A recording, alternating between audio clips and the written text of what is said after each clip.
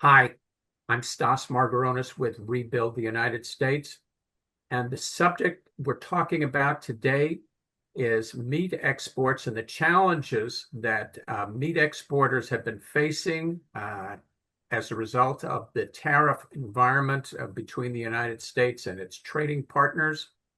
I'm joined by Nick Conaway. Nick, good morning. Good morning. Thank you for having me.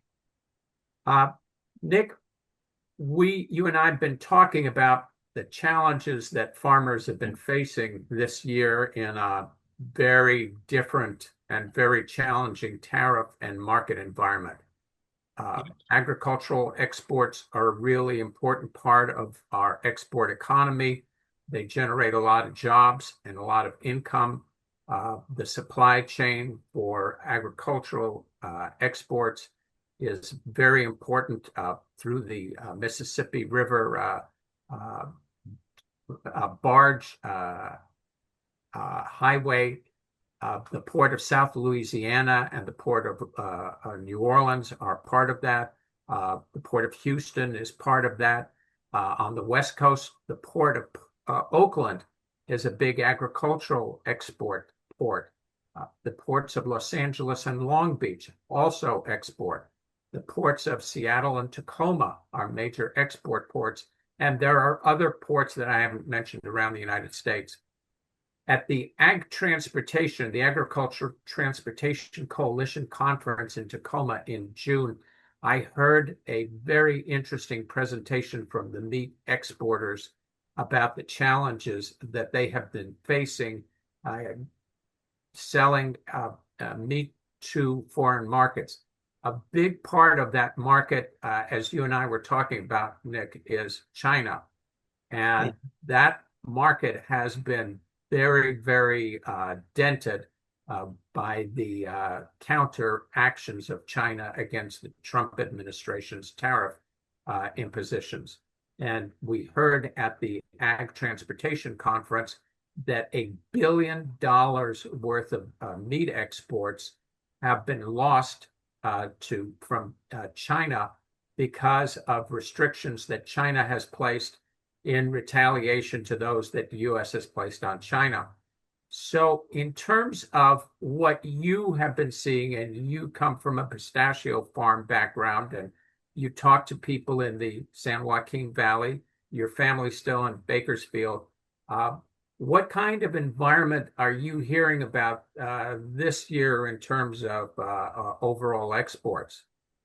I it's it's bad. I mean the prices are going down for these farmers and these exporters of meat. So but unfortunately the cost of grain, the cost of water, the cost to keep and produce the meat, whether it be beef or pork, uh isn't going down.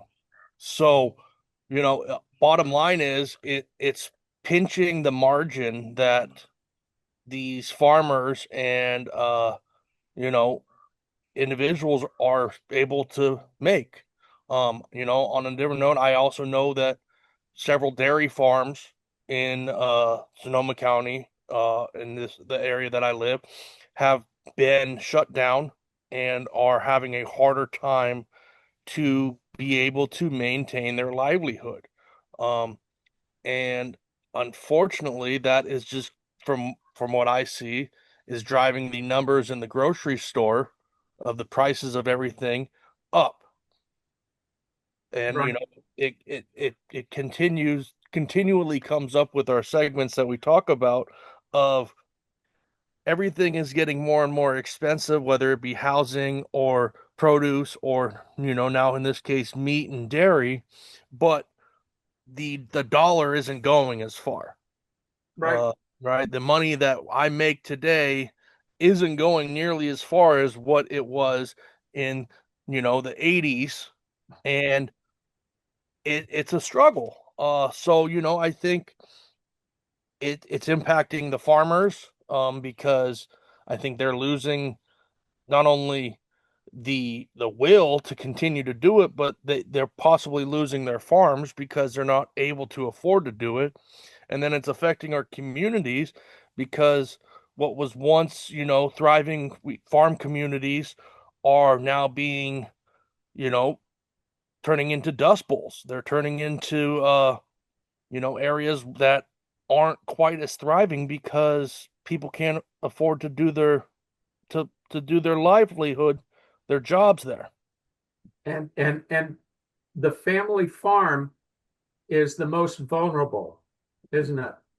Yep, it is. I mean, there was a dairy that I knew very well. I grew up with the family, 100 years in Sonoma County and over in Sonoma, and unfortunately they shut their doors 2 years ago just because of different ongoing issues. But ultimately, that was a staple for Sonoma County, and it's not just them. If they can't do it, all the other smaller farmers, family owned operations, my family's pistachio farm, it unfortunately is becoming harder and harder to do. Yeah, and one of the things that's also happened is the programs that supported ag exporters, the Food for Peace program, for example, USAID programs that supported exports and supported aid to foreign countries to feed people, those have been eliminated, which adds to the loss of income and loss of support that our agricultural exporters are now facing on top of everything else. And the other thing that we haven't talked about is the ports are seeing right now a slowdown at the ports. And as you get the slowdown at the ports, that is adding to the problem for agricultural exporters because that means the truckers and the warehouses and the supply chain that support these guys all is starting to get challenged. And you and I were at a meeting with truckers about 10 days ago, and we heard from them that they are facing a recession in terms of freight rates.